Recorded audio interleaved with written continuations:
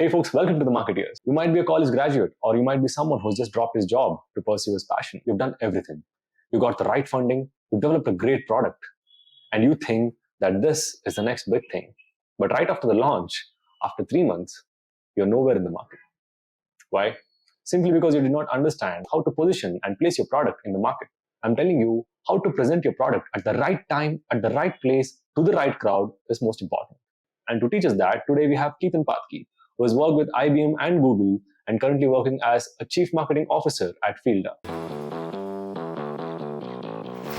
Not underrated. Marketing is thankless. This is from a common man perspective, what I'm saying right now. It's a television nobody watches. I don't agree with that. No, you're not wrong. Actually, you have to build a brand for yourself also. They have won a 30 under 30 award or some kind of a Bharat Ratna award. How is the stress on that time? Because social media is now, in my opinion, the biggest PR machinery you have right now. Hey Ketan, welcome to the show. Hi Deekshith, glad to be here. How are you doing? We are doing great. How are you? I'm doing good as well. First of all, I'm really sorry that we had to make you do this on a Sunday evening. I know how much it is. But I'm going to promise you that we're going to keep it fun, exciting, and as much as insightful as possible. I would love to. And I'll try my best to be like that. But don't worry about a Sunday. Yes. Working Sundays are the norm these days. Don't worry about it. Yeah. Sure. So, Ketan, as I was telling my audience and everybody before the introduction, you have worked for many companies, including Google and IBM. And I'm pretty sure that journey was not easy. And I recently got to know that you studied from St. Paul's High School. How was the journey from St. Paul High School to the CMO of Fielda? Oh, wow, that's a long journey, starting from school all the way to Fielda now. It's been fascinating, right? I always tell my friends that I was only good at two things, mind you, cricket and marketing, because I used to tell stories a lot. Of course, growing up in school, I didn't know about marketing and branding and stuff. It was about storytelling. I used to tell good stories. And that's an extension to it, because all marketers have to be good storytellers. So I love cricket and storytelling. And fortunately, if you see my name, both are in my name, cricketing and marketing. So unfortunately, I could not be a cricketer. I was not at that level. But somehow I enjoyed telling stories, creating, conceptualizing stories. And as I grew, and also we had a business at home. When I was in my graduation, we had a chain of beauty parlors. My mother used to run that. And I used to enjoy, I actually did pharmacy. I studied pharmacy during my bachelor's. I enjoyed the parlor experience far more. Of course, I didn't know much about the technical aspects of it, but I enjoyed the business, the sales, creating campaigns, looking after the business. I kind of enjoyed that much more. That's when I realized that, I wanted to get into marketing. And since then, it's been, not all of it was planned, but there's been a lot of good things along the way. But the one thing that has always stood me in good stead is learning. I always believe that I've always learned, unlearned, upgraded, upskilled myself all this journey. At the moment I thought I've learned, I know a little, things used to change. So throughout this 16-year journey, it's always been a journey of trying to always upskill yourself. And it's been a fascinating journey. Yeah. So right now your expertise is most around marketing and product marketing, especially, and positioning a product is something that's really important. But even before we get into all of that, why is it product marketing and not just marketing? What makes it special about it? Okay. So see, product marketing, the key thing here is what I want to do. I get a lot of questions from very people who are new to marketing, or even mid-career professionals. Marketing evolves every time, and always there is some new jargon. Marketers are notorious, right, for coming up with buzzwords, right? Buzzwords, acronyms, that's what some people think that's what they do, right? It's not really like that. If you go to if you just search or Google for different types of marketing, you'll see all kinds of them.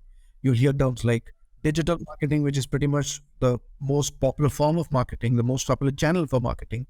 Your content marketing, inbound marketing, revenue marketing. There's so many things. Product marketing is also one of them. So product marketing basically is a very important branch of marketing, which takes care of the messages that a product or a service propagates in the market, right? The messages, the positioning of the product, how do we actually how is a product perceived in the market, or how do we conceive, how will somebody perceive a market product compared to its competitors, right? Very basic way, that's what product marketing is. It's a very fascinating marketing. If I can say it, in a way, we are building a perception around the product. Yes, perfect. Perception is the perception in the minds of the customer, but there's behind the scenes, there's a lot which goes on in terms of building that perception. Yeah, as simple it might look, it's not the case. Yes. So the brand, right? The simple things like, the visual elements, the taglines, the uh, the cost, the pricing, right? How, and the most important key product is the experience that you provide to the customer, which is what is ingraining the product in the minds of the customer. So that's what product marketing is. It's a very fascinating field, and it is, in a nutshell, it's all about everything required to pack the product, the packaging, the pricing, visual elements, messages that go out, competitors, service. So how does the product stand in the ecosystem around where the product is? The competition, the these technological factors, the social economic factors within that ecosystem. Where does the product stand, and within that, how can you perceive? How do you improve the perception of the product and provide a positive perception? And so it's and perception and the uh, awareness. Awareness, yeah. Yes. So in a way, let's say I might have developed the best product right now. And even before you get into the product and positioning everything, we might have developed the best product in the business right now. I might have designed it well. I might have put in all the features and everything. But if I don't position it well, I'm destined to fail in the market. So positioning of the product and making it to reach to people at the right time, right place, to the right crowd is really important, right? So what are the steps involved in that? Yeah. So there are a lot of steps involved. What you hit the nail on the head, Deekshith. Positioning is everything. And I'll give you a very famous story of, it's a very popular case in MBAs. I'll give you two actually. One is a very popular story. The other is not. The other is not well known, but it's something which I thought I would tell the audience about. Tata Nano, famous case, right? Everything about Tata Nano was brilliant, right? It had a fantastic story. Ratan Tata spent a lot, and he's always somebody who looks at the social, economic factors that go behind his brand and product. So it was priced well. It was technologically very well done. It has a good distribution network, but it failed miserably. Of course, there were some issues with the fire and some technical issues, but I think the main reason it failed was because of the positioning. It was positioned as a 1 lakh car, right? And also they called it the most cheapest car the most cheapest car in the market. They underestimated that in India, social status, pride is very important. Not saying it's not important always, but people associated with them. So if somebody bought the car, they would say, "Oh, because you can't afford a bigger car, you got a nano car." Maybe 1 lakh people would have agreed with that, but because of that, I think the perception, right? That's what nano failed miserable. Even though it was a good car and a very useful car too as well for the traffic we have, for the road conditions we have. Very good that you're mentioning that. If I have to ask something, if we have to, put it in another way, let's say we are putting nano in the market, and if I have to brand it in another way, what would you think we could have branded it as, so that it could reach the right crowd? Instead of calling it the cheap car, do you think there were other ways that we could have branded it so that it could have reached the, people well? Yeah, I think they should have called it the cheapest. I think it's all about experience, right? How they would have branded. I'm not a branding expert. Here is the answer lies in this story, right? Ratan Tata, the way why he conceptualized Tata Nano was because he saw a family of 4 or 5 going in a scooter, and that's pretty much a common way of why a lot of families still in India travel on a scooter. You have the husband, the man, and the woman, and the children start traveling together. So he saw that and realized, why can't I make a cheaper car, right? Now, extrapolating that, if he had said that aapki pehli car or something around the experience of owning a car, because he was targeting two-wheeler. He was not targeting people who already have a car, right? He was targeting people who are on two-wheelers who cannot afford a car, even if it's something like a Maruti Alto or a 800, which are the cheapest cars at that time. So talk about pehli car. I'm just selling it around. Forget the cheap, forget about the broad, the technical stuff, just the experience of owning a car. Think about that ad, the famous ad in the 80s. I remember, I'm sure that you may know this is an iconic. It's called Hamara Bajaj, right? A very popular ad from the 80s. So if you look at that ad, that's how Bajaj had prominence. It didn't talk about features, it didn't talk about anything. It just spoke about the joy of different strata of people, different strata of society, kids, old, elderly people owning that Bajaj, and then the tagline Hamara Bajaj stuck. He could have used that kind of a position, that kind of a branding, or that kind of messaging in his ads. I think he could have done a lot better. Also, I felt the look of the car probably was something. The design of the car also could have been a little more sleeker. It looked like a bloated auto, in my opinion. So, like, how important it is to understand the emotional aspects related to a product, and how do you do it on tables? Like, there will be big corporations like this, example, what you gave, Tata. For them, there are so much involved in an industrialized way of dealing with things. Or maybe, maal banao, bejo, do the product, get the product done, and just, sell it. And that's where the marketer come in. But still, how important, how much preference is given in the industry to understand these emotional aspects? Or maybe how do you understand on the table? How much is spent on emotional aspects? If emotional, see, humans, we are selling to human beings, right? We're not selling to robots. We're selling, and human beings, what distinguishes us is emotions. And every decision taken is in the end an emotional decision. If emotions were not important, people would not have spent crores and crores and millions of rupees and dollars on ads on television. Look at IBM, right? It's all about the product may be the best, but it's 10 seconds appeals to some emotional core of the buyer, whether it is beauty, whether it is greed, whether it is fear of missing out, or some emotional element is always there. So products which cater to, that's why advertising industry is so huge. So emotion, any product which does not cater to the emotion of a person, of the buyer, right, and the user in that regards, especially technology based marketing, you have user and buyer, right? So if you do not cater to the emotion of the person, you're going to be it just does not work, because in the end we buy from emotions, right? We may evolve, we use our logical side of the brain to take decisions, but emotions are very important. And that is why, copywriting is such a big part of, if you go to websites, any website, right, you will always find that it is targeting some emotional core of the buyer. And if websites which don't do that, go to two websites. One website talks about, we are this, we are talking about themselves. We are so many years of experience. We have done this kind of projects. We have, these are our product features. This is a case study. So look at this kind of a website versus another website which talks about this is what you get, right? The ultimate experience, something like that. So people which talk to you directly and hold your emotions will always do it. And that's the core of what a marketing is. And I think that's where a marketer's job is, to really ensure that you're hitting the right chord of the customer emotionally.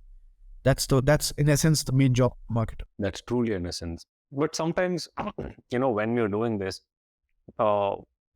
especially in the case of Tata Nano or any other failed brands, if you take it, when we are doing this, a lot of negativity sometimes might, there might be a blowback from the public.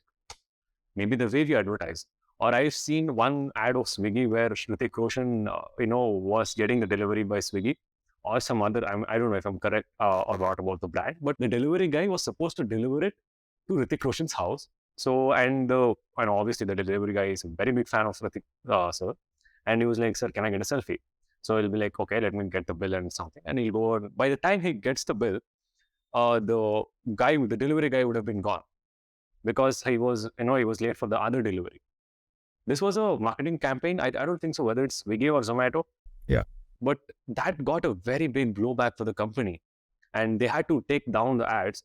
At these times, how do you think a marketer should respond? How do you think a company should respond?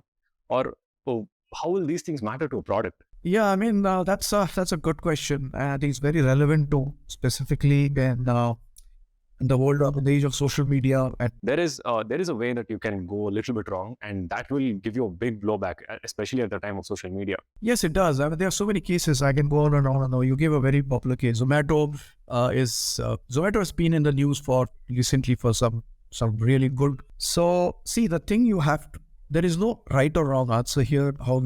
I think that if you're the best way to do it is, I think that you can't do anything about it, in the sense that if it is bad press, you have only two options, right? You either humor, right, and spin off on a different day. And I think there are companies who have done that.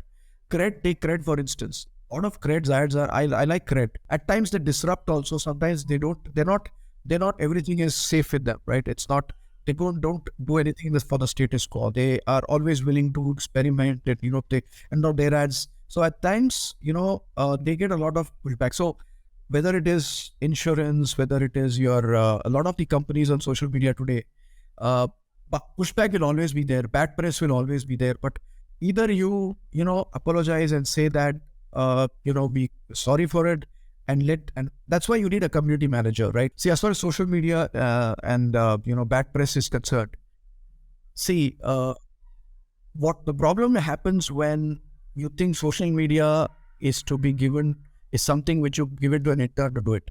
Many companies, B2C, even the biggest brands, feel that social media is something that intern fresh out of school or college can do, and they will understand.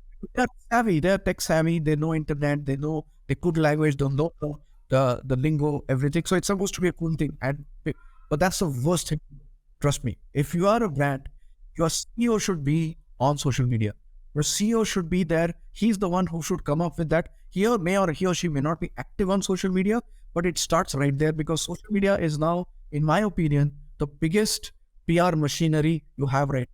More than traditional PR, it's what happens. And if you do not have, and brands would struggle if they have a very good social media plan in place, they have a social media SOP in place, everything is community management plan, and big companies have that. They can manage these sort of issues very well. If they don't, right? If they think social media is something which is done, or they think that traditional PR is all about press releases and doing some speaking sessions and all, which is also important. But if they don't give the social media that importance, it can backfire. So it clearly shows, right? So I think then either you use, or you can, just say apologize and go ahead. Yeah, what you told about getting a blowback and just apologize, just being natural, and in a way, be human is the first thing that you have to understand human emotions. That's really great. The next question might be completely out of the topic, but how do you find the right product fit for your product, or the market fit for your product? Product fit. Wow. That's a question more for entrepreneurs. And I think it's a very good question. You know what? The number one reason why, one of the top reasons why startups fail these days, it's because they do not get product market fit. Especially startups. I want to add on to this is like, especially startups, because they have a very good product. Sometimes I see they're very innovative, and there's also vice versa case, which completely doesn't make sense. They come up with something which is not practical at all, and definitely they will struggle. But there is, on the other hand, there are people who come up with brilliant ideas, I'll tell you. And when we see them, this is such good idea, but you're not placing it proper, and now you're like struggling in the market, or somebody might steal their idea. There are n number of cases when they enter the market, they can this cut through competition, obviously. And in order to break this, you need an aggressive launch strategy. And you have to come bang on, and it has to be all over the place at once. But yeah, obviously funding is definitely needed for all this. But having the funding in the back end, and having all the supports, still few companies, few people, few startups tend to fail this process of positioning the product in the right place, or even by finding the right market set. So there are two questions here: the product market, and I'll talk about the launch also. But interesting idea, Deekshith. See, as far as PMF is concerned, there are few things which can. See, you need to first have a need for your product. How do you evaluate a need for your product? How do you know that your product? Because as you said, brilliant ideas. Everybody suddenly starts. You might say, one fine day in a party, or you're just having dinner, you're thinking, this seems like a great idea. Let's go ahead and build a product. It can be built in many ways. You have an idea or something, you just come up with a plan. But you need your first few customers, right? How do you get your first few customers, right? How many of your first few customers? I say few customers, it could be depending on the product, of course. It could range from 10 for a B2B enterprise SaaS kind of software to few hundred, almost 500, even 1,000. right? Few thousand if it's a B2B or B2C consumer SaaS company. It could be any other, not even SaaS company, but any other product. It could be from 10 to 1,000, but the first set of customers, right? They're very, very important. And you need to, and I think as a startup founder, one of the biggest things apart from getting funding, I think the other most important thing is to be, you're know the pulse of the customers, initial customers. What are they talking about? What are they not talking about? What are they feeling about the product? And I think that is where looking at the data as well and using customer surveys and understanding it also from a qualitative way as well, understanding both the quantitative and the qualitative feedback that you can get, and then deciding that, and if the first 1,000 customers retain, right, and if you lose customers, there's some problem with that. So there's your market telling you, those 100 customers or whatever, right, telling you that we like your product or we don't like your product. We like your product, but you know what, this could improve, right? Or your product is too pricey. I don't think it's going. I didn't find any need for the product. So all these are inferences you get from your first. So finding your first customers and then listening to the pulse. In a way, it is a step that you have to follow initially when you're launching a product. Very, very important. You cannot leave it to anyone. Can we call this like, okay, A testing, B testing? Yes. I asked you a launch. I'll do the launch. So this is at a very basic level what a BMF is, your product market fit, right? That's when you know that I have found my fit, right? Of course, there are many things that go beyond, and the scope is not enough for me to go into detail of that. But that's from a launch perspective. The key thing for a launch is budget, right? And I know we're talking about budgets when budgets are drying out. I know that every startup is like, how do I get the budget for my next round of funding? But launch depends on how much budget you have. You can go a big bang launch. You can go on NASDAQ and have Manhattan, or you can have the a video book there. You can go and sponsor the IPL, or you can do a very low, or you can go on product and launch it. Right? A launch is not depend. It's a budget, but I think for a launch, what you need to have is you need to kind of, again, the messaging has to be very clear, right? You need to know what your product does, right? So in 10 seconds, in 10 seconds, people should know what the product does. 10 seconds, 20 seconds, your website should be clear. Your social media messages should be clear. Your email messages should be clear. Everything that you're talking to customer, they should know what it does, right? That's when the best of products, launch well, right? It doesn't matter. You might need I'm not saying that you need a high budget to launch a product. You can do it with the minimal budget also, but it should be very clear who you're targeting, what is the message to target that audience, and provide the best experience. While choosing a brand ambassador for your product, or for your app or anything, it's a very big dilemma that the companies have to go through. Whether I choose an actor or should I choose an influencer? Where is the most cost per investment is written? Where is the big reach I get? Where is the branding that I'm getting? Whether it is through influencers, whether it is through actors, how are these decisions made on table? Okay, so I think influencer marketing has become very big these days, particularly if you're a brand which has a lot of followers on Instagram, particularly.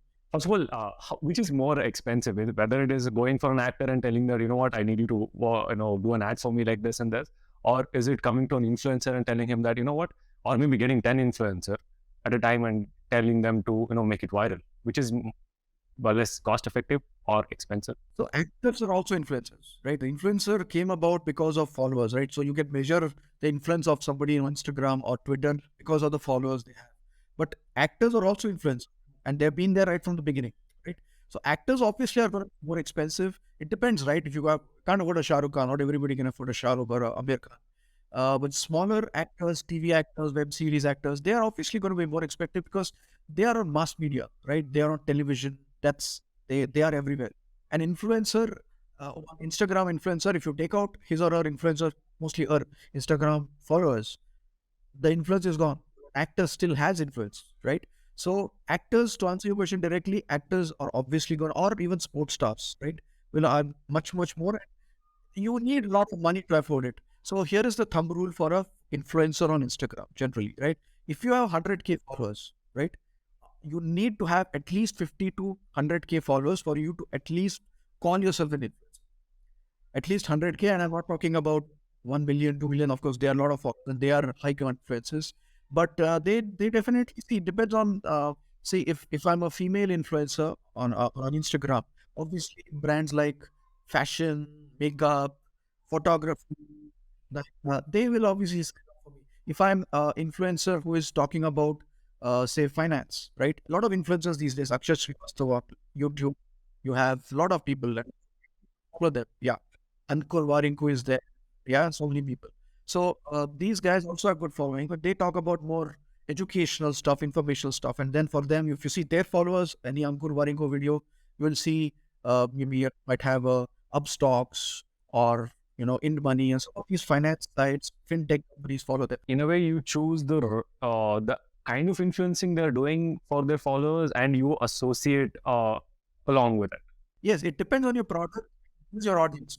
If my influencer's audience, right, is reaching, if my product going through an influencer is reaching that audience, then I will definitely choose that. People are, and this is a good lucrative field, by the way. If you're thinking of a great career these days, especially less than 20, less than 25 or 26, that agencies coordinating with influencers on social media is a big profession these days. And I know quite few people are doing it also. Yes, yes, yes. But in terms of the brand credibility, where do you think the big piece of cake is here? Whether it is in getting an actor to be a brand ambassador for your brand, or whether getting an influencers in that case to promote your brand. Where do you think in the longer run, where do you think it is much better? See, with an actor, right, the difference is the actor is not just your mentioned brand ambassador. An influencer cannot be a brand ambassador. An influencer is a campaign that you do, it's a short-term thing. But an actor could be your brand ambassador because he's helping you build your brand. You call it brand association, right? Associate a brand with an actor. For example, you think about, earlier you had Boost, you associate with Sachin Tendulkar. Who do you associate? Virat Kohli. You know that. Who do you associate with Ranveer Singh, right? You know those brands that are there. So having an actor, which is again, if you have a lot of money to play, is I think a longer term very good because you can actually build long term brand association. You can build long term branding campaigns with having an actor on your roster. If you have, and it could be not a big actor like Ranbir Kapoor or Khan, but even a smaller actor you can build it. But influencers cannot become brand ambassadors because influencers by the ways is restricted to that particular campaign to that they have. You can do a lot of campaigns. See, influencers can get you leads because people who have money to pay influencer want quick leads. Where is the big major lead generation lies? Where do you think major lead generation and conversion happens, whether it is with the actor or the influencer? Both are important, but the actor obviously is a long term thing, right? Because actor will help build brand association. Influencer, see the thing, influencer is you come up with a campaign, right? You have an association. I'll give an example. There is this Instagram influencer called Nitumish. He has around 3 million followers. Very popular Instagram, followed by a lot of young girls, teenage boys also. Very in that 20, 30 age group, she's very popular, right? Now she does a lot of ads specific to makeup and clothing, particularly clothing, right? She does a lot of those ads. How it works is you sign up with that influencer and you can actually do either one major campaign and the costs vary, right? 2.9 million followers. So what you do is you create an ad, a simple reel, or it could be a general reels where she's promoting a product directly, right? In the form of a story or something. And then that when you have a link in that description or in the profile or the bio where they can it and just buy it, right? It's a link. So that what is happening is that it's reaching 2 million, 2.9 million followers potentially. And out of those, you do the math. Some of them will convert. So you get some quick buys that way, right? A lot of people actually buy. So if you want to increase customers, this could be a very good opportunity. And that is why influencers are paid heavily. The right combination of branding along with the influencers and picture, it will help, maximize the profits in the longer run. Yeah, it's very short. You can do short campaigns. Yeah. Or you can do for maybe 2 or 3 campaigns in a 2-month period. But brand ambassadors are completely different. Not every product can have it unless, of course, you can have a brand. Yeah. On the same topic, there's also another side to this. The other side to the marketing, the television ad, every ad that we're seeing today. Arguably, I can say that nobody watches television anymore. Or even if they show us the ads of Google and everything, even in the YouTube skip ad or all the other kinds of ad, we tend to skip it. Right now, getting audience to listen to about your product, to listen to about your any services is kind of a hard task, that if I would like to say. But how do you crack this, and how do you have the right kind of formula so that at least they first listen to your product? It's like even before they listen, the audience kind of in the mentality saying, no, I don't want to listen. As a marketer here, where we come in and be like, no, no, there is something really valuable here, but you have to first listen in order to know the value. How do you make that happen? That's every marketer will answer that question. That's great. So, firstly, you mentioned about one thing I wanted to just add is you said television nobody watches. I don't agree with that. Television is still the biggest mass media we have, and a lot of people, of course, still cheap data came and now internet is there, but it's still television is still the number one channel that people watch, medium that people watch, and specifically especially in the towns and rural areas, it's still television. So an ad spot on television costs a lot. Now, coming to how do you create eyeballs, I think see, we live in a very distracted world, right? Whether it is your just attention spans are very tough. So here is the thing: advertising will have its place. Advertising will never die out. People will have to evolve. Now, see, you have 5 seconds. Your attention span is 5 seconds. So on YouTube, you mentioned, right? In 5 seconds, you have to grab the attention. So imagine the hard work or struggle for a marketer or advertiser these days in 5 seconds to get your attention. Or even look at IPL ads. None of them cross more than 6 seconds. You'll have very 5, 10 second quick ads. That's what has changed. You don't find long ads anymore. So they are trying to put their message as fast as possible within that time. So they come across as a little noisy. But here is the thing, right? People now, that's what you call about creating a good experience. I know I've been talking about customer experience a lot. Community and customer experience are going to be very critical things, right? These days, it's about building a community for your brand, which is going to be very critical, right? How many people who have built good communities for their brands are really going to prosper, and the overall experience that you built, those two are small, right? What is experience, right? Everything, every touch point, each and every touch point that the brand is having, right, or any customer is with your brand, right? Every small thing. It could be an email that goes out, right? It could be a loading screen. It could be a thank you page after a form is filled. It could be the reception area in your office. Every small thing, small or big thing, is talking about the brand. So that over the customer experience, if you can build a good one, that's where you can distinguish, right? And building a community. So those two are harder to do.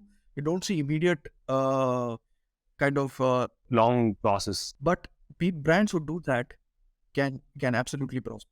And you're seeing that in Web3. If you see Web3, right? Web3 is all about communities, right? Or whether it's Discord, whether it's a lot of other tools, doesn't matter what tool it is. But Web3 is all about community. You hardly see advertising or the old Web2 based marketing there. So I think what's going to happen, we will see community management, and it's going to be one of the very big marketers will become community managers eventually, and that will be a most requirement for everybody. Yeah, I feel marketing as a profession is quite underrated. I don't know, arguably once again, because every brand that we see today, every big brand, especially Not underrated, thankless. Marketing is thankless. thankless, yeah, because every big brand that you're seeing today was once a vision of a man. In order to reach that, to reach that vision to everybody is not a small task. Having remained in the minds of people for such a long time is also not a small task, right? But here, coming to the aspects of careers in marketing, right? But still, there are people who are having myths about marketing is. Some people might have the myths like it's a very hard job, or maybe some people think like अरे यार इसमें भी कुछ नहीं होता, you just have to run ads, you just have to do this, but they still don't tend to understand how much of creativity and so much of skills, understanding right from psychology and to implement it in the business is very much required. So what do you think are the kinds of career options are there for marketer, if anybody who wants to be a marketer? All right. It's a thankless job. Thanks for trying to support our community a little bit. We appreciate it. It's a thankless job. See, what people think about marketing in most companies. some companies, people who don't know anything about marketing or don't, they think that we are the guys who beautify the presentations. Presentations को अच्छा बनाते हैं, PowerPoint को बनाते हैं अच्छे हैं, that, और हमारे जो emailers होते हैं, all these actors, उसको थोड़ा सा touch up कर दे. That's generally the feeling, right? It's not that, right? So as far as careers is concerned, it's there's never been a better opportunity for anybody who wants to get into marketing than this period we have today. It probably happen is gonna never come again. So many companies, so many startups. It's a very, very good opportunity for anybody who wants to make it, because the government is supporting the startup ecosystem. There are so many startups. It's a good opportunity. It doesn't take much to start.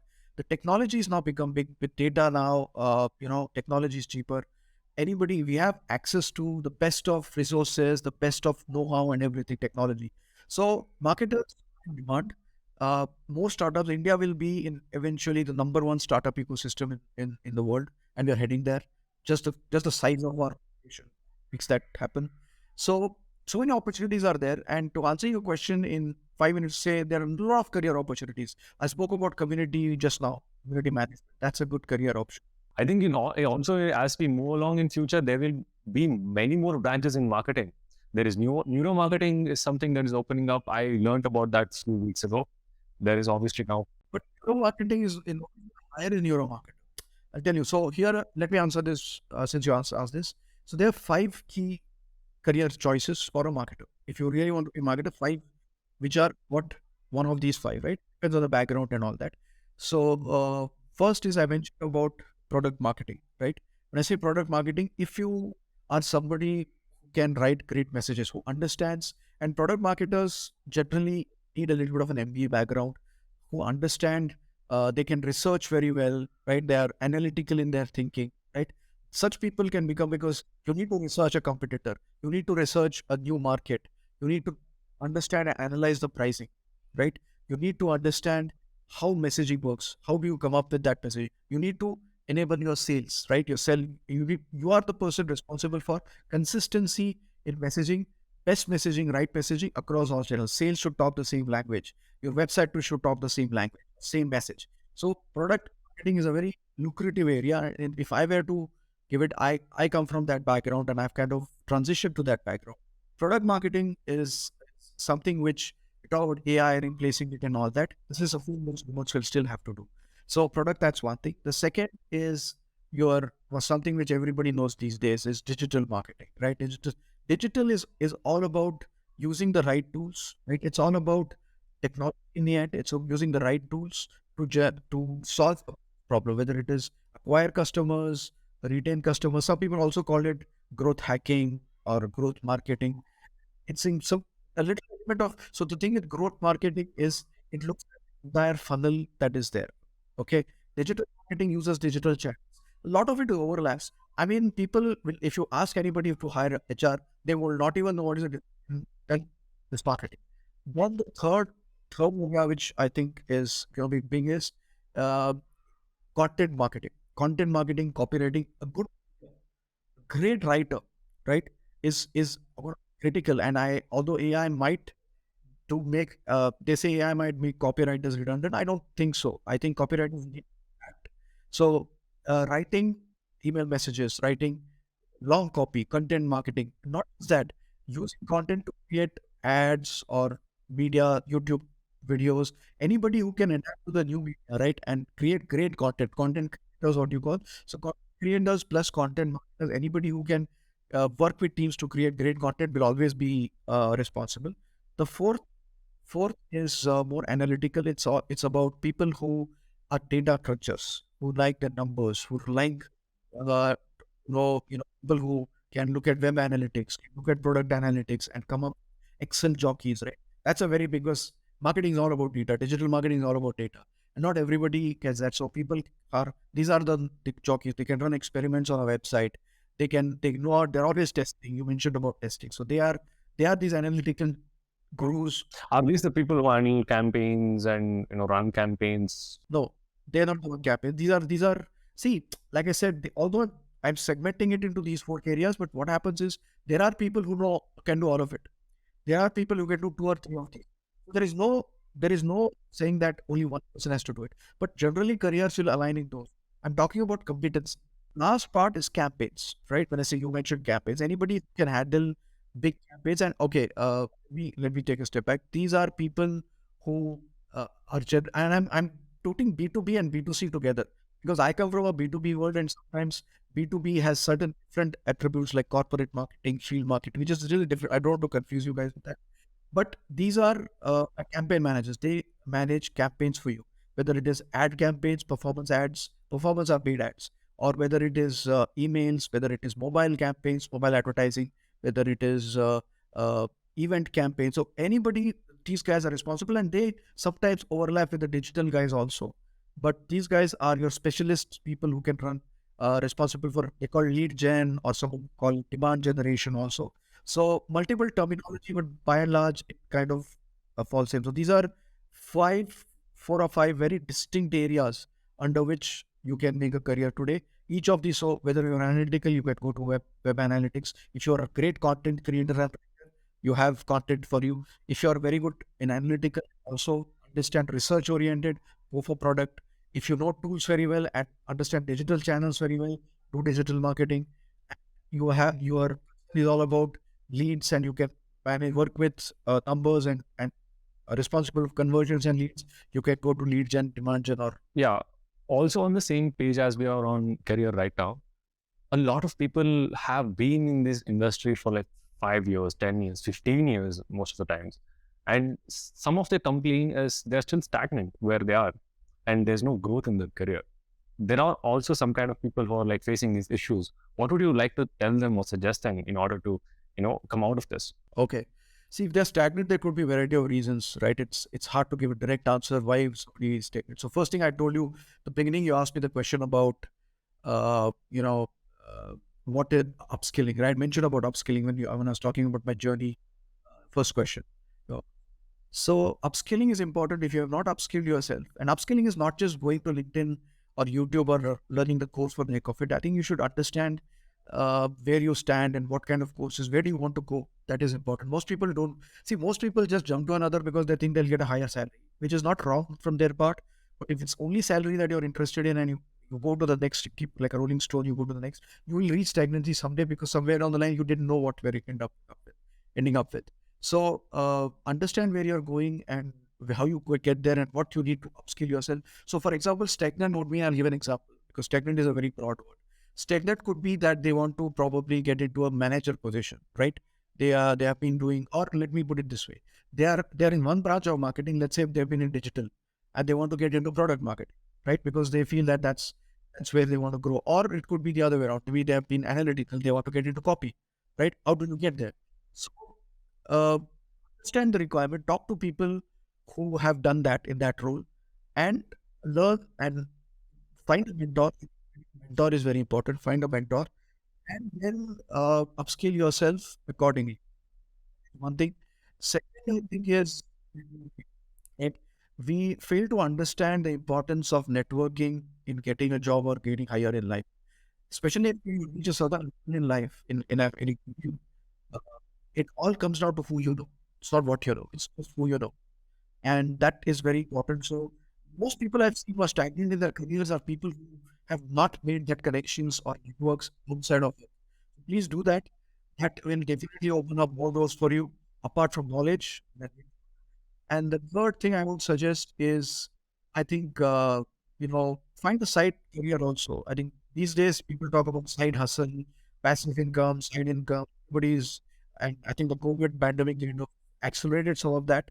So start a side hustle. It shouldn't affect your main job, but do some projects. These days, work with a startup. If you want to do product marketing for a startup. If you want to do analytics, I think in a side hustle, you can learn a lot also in that time, while you're working with a new startup or when you're working with a company which is very innovative and creative.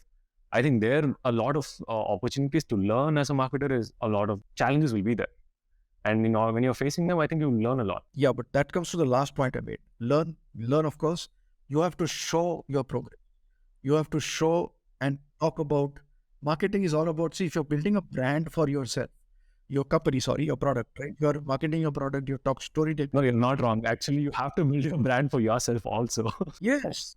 And that's what work on it, show the right thing, learn how to show. If you've done two things, right? Do that in a proper way and show it to the world, show it to the right audience that who can hire you or who can want to network with that. This is what I did. And a lot of young people, I must give credit to a lot of millennials today. They do it an amazing job. I don't know how credible some of them are, but they absolutely do a very good job of showcasing the work they do. Even if in terms of absolute quantities, it may be very minimal. Maybe one project done is nothing. We used to do one project, we never spoke about it. That's the goal we came from. But there's one project, they make it seem like they have they have won a 30 under 30 award or some kind of a Bharat Ratna award. But that's required. I actually admire that. You need to do that. And that's a skill which I also learned the hard way. Because I have to show it, and I come from a world where we don't show a lot about it's don't talk about us that much. I talk about the brand, I don't talk about myself much. But after learning it, and today they do a phenomenal job doing it. But those are few things that please upskill yourself, learn new things, find a mentor, network like crazy, build relationships like crazy, work on side projects and show your success, and or create a story around your success. I don't see any reason why you will not, why you will remain stagnant anymore. Yes. But speaking right now, as a product marketer or a marketer in general, what do you think are the possible challenges that one might have to go through before they come to the place that we're speaking right now? Obviously, in this process, there will be a lot of challenges. What do you think that you can predict? That these might come. This is what you have to do. It's not really. It's not like, okay, there's no solution to this. So, what are the possible challenges? What are the possible solutions for that, according to you? Okay, now I spoke about the good things. Now let me talk about some other side also. I'll talk about the challenges and the hard things about marketing. And I spoke a lot about positive. First thing is, certainly AI is gonna be a game changer, and we're already seeing that AI can write it scary at times. Right? AI can write copy, AI can create images, AI can write code. Man, it's ChatGPT, particularly this year, it's completely everybody's talking about ChatGPT now. Unless you don't know, if you don't know ChatGPT, you've been living under a rock somewhere. So AI, you've got to prepare for it, but don't get scared of AI. You should know how to use AI and become a smart marketer. So please be RA. And if you don't adapt to the AI change, you could be obsolete very soon. So that is one challenge that is there. The second challenge is competition. Right? There are great opportunities, and if you want to be a marketer, now is the best time than ever that you ever had, because people are open up, but there is also competition. Because India, fortunately or unfortunately, both sides, we have a huge population. You're always going to compete right from the time you came out of your mother's womb. You're competing till the time you die. You will keep on competing. Competition is the other. The third is, marketing can be a thankless job. I always said that. The reason is this, because everybody has an opinion. And marketing is easy. Nobody can just look at a code and see how good or bad it is. But if you look at marketing, you look at a website of a company, a janitor, CEO will have an opinion, right? They look at something, they say marketing is not doing their job, right? It's sometimes, and everybody has an opinion. Everybody can come. So if a janitor today says, "नहीं वो tagline change कर दो, ये logo का color change that," right? You have to agree, and they suddenly feel I am lecturing marketing about the change, right? So these are things which you have to move, you have to have a thick skin also. And other things is, if you are in B2B, Also, be open to criticism. be open. Criticism is everywhere. Not criticism, you have to be open-minded. And the last thing is, you have to sometimes work very good with other teams. Most marketers don't work well with other teams. Somehow it's there. You have to work with teams. Sometimes you need to take everybody along, because marketing as a profession, you have to take everybody along. Sometimes approvals may not come in time, because marketing requires approval. Just design hota hai. You need an approval of 3 layer, because sometimes it is there. You need to take approval of your manager, sometimes the CEO, and everybody has it. I have known projects in design where I had my designers work for like 2 months on a project, and suddenly the CEO says, change it, change the color, change it. I don't like it. How is the stress on that time? It happens. Go to agency, talk to agency folk, people who work on advertising agencies. They will have nightmares on it. Happens because suddenly people say, I don't like it. And you go in a meeting, these are real time scenarios. You go in a meeting, right, where everybody has an opinion, right? Sometimes you have people who are in other departments like finance and operations who have no clue or does have no right in that. but they will also give their opinion because the CEO or somebody is very close to the CEO, right? That happens, right? These sort of things happen because then the CEO listens to CEO. Hey, this is bad.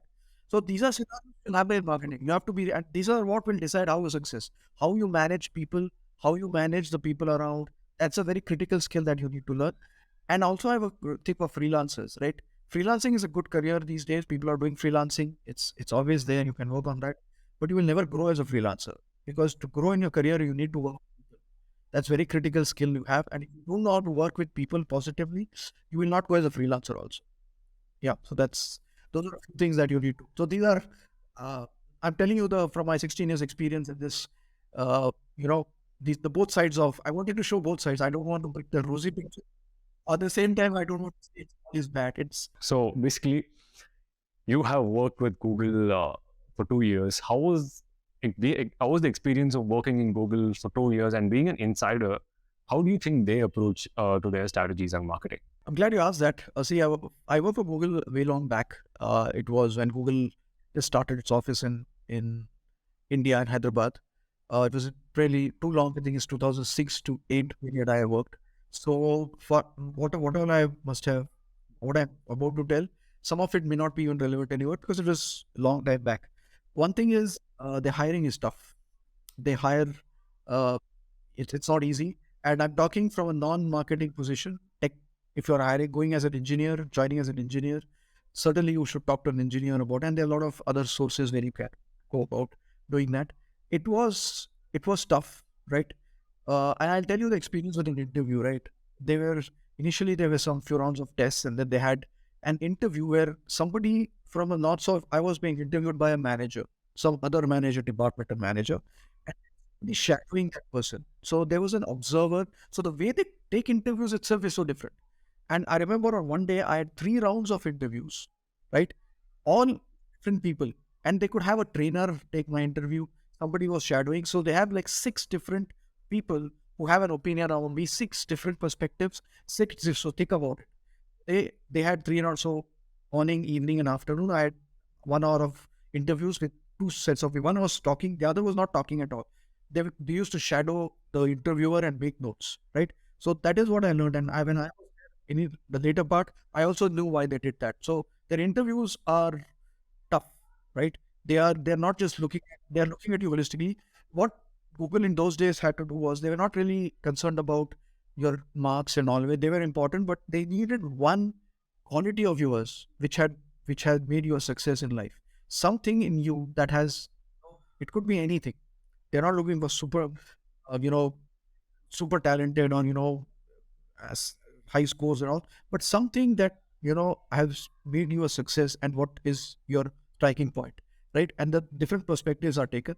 The other thing is that the sheer talent that company has, it's just In a way, can I say this? They are basically looking for talent more than textual knowledge. yes, you as a person is more important.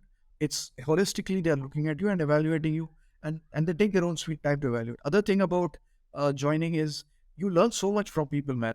You think you're a genius. You might think you're a genius in your mind. You join Google, in one to that level. You're busted. They are they are people better than you. Everybody is better than you. You feel like that, even though they may not be. They are all, you always the interactions you have. So that interactions are very good because they hire the creme de la creme of people talent from the country. So the talent they get is extraordinary. And then I think there another thing was uh, some of these buzzwords today: testing, product management, testing of products, usability testing, user experience. These are big words now in the startup world, tech world. They used to do it that time. I mean, I learned it that time. The testing that they used to do on products, a rigorous testing. They used to, I was part of a lot of these usability tests we did on some iconic products that time. So they everything and data. Can you mention one of the tests that you had done? Yeah, that was for we did for Chrome. One of the things products it was cool, as well as there was a product called Google Checkout earlier. That was, I think, it was similar. It was not because it didn't do that well. Google Checkout was a product which we tested out. So pretty much, and then Yeah. So that's the other thing. And lastly, I think there's so much to learn. Really, you keep your open mind and all this. Just a lot to learn there. And it makes innovation and testing is always there. And they give the last thing is they give a lot of opportunity if you're good, if you're really good, and if you want encouragement. Of course, you have to perform on your core job. Of course, Google can give you opportunities. I mean, most of Google's products, the Google at that time, even now they have it, had something called as 80-20 rule. It's a common, what it means is that 80% you do your core job, but if you have performed well and if you're got your approval, if you want to work on a side project, 20% of the time you can actually work on that side project, and Google will give you that independence. Work side, and a lot of Google's iconic products were built in that 20-80-20 rules, that side projects, that call it a side project, right? And they encourage you. So in the end, it's benefiting them. So those are some of my observations, and it made me what it was in the end. So all the stuff that I learned there helped me shape. I was glad I worked at a very early stage in my career there. Yes, yes, yes. I think that was our last question, Ketan. Thank you so much once again. You've given your valuable time. I know how much of a busy schedule you had throughout the week, and we had to reschedule number of times. And getting you finally on the show was really, really good. And the insights that you've given us about product positioning and product placement, and also about insights about Google, and everything was so fun. Thank you so much for coming. How was the experience of the show? My pleasure, Deekshith. It was great being here. Thank you for inviting me. And it doesn't happen. I think it's a good Sunday aspect. If some people can, learn and try, it reaches somebody, I would be more than happy. So yeah, it was fun. It was good for me also. It was a good journey for me to recollect some of those questions. Took me back into my starting when I started my career way back in time. So it was very good. And also, I think that the quality of questions we create, I mean, it made me really think about some of those. So you did test me, guys. Thank you so much. Have a great Sunday now, and thank you for giving us your time. And we would love to have you one more time on our show. And for now, right from my end, from the marketeers team, from Kurgul and Tomate, we would like to thank you so much. Again, thank you for having me. Thanks to you. Thanks to the team. And I would love to come back whenever you need me. And yeah, all the best to you and to the marketing team.